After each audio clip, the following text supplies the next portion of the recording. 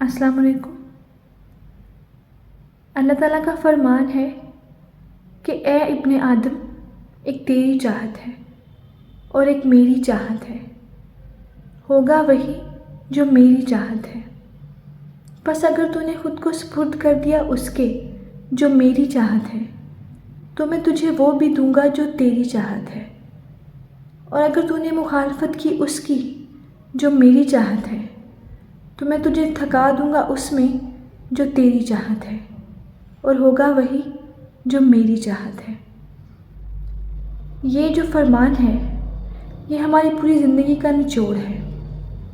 اس میں ہمیں اللہ تعالیٰ نے بتا دیا ہے کہ ہمیں کیا کرنا ہے، اور ہمیں کرنا یہ ہے کہ اپنی عبادات کو قائم کرنا ہے، اللہ تعالیٰ کے احکامات کو بجا لانا ہے، سیدھا چلنا ہے، اللہ تعالیٰ کے احکامات سے ڈیویٹ نہیں کرنا ہے۔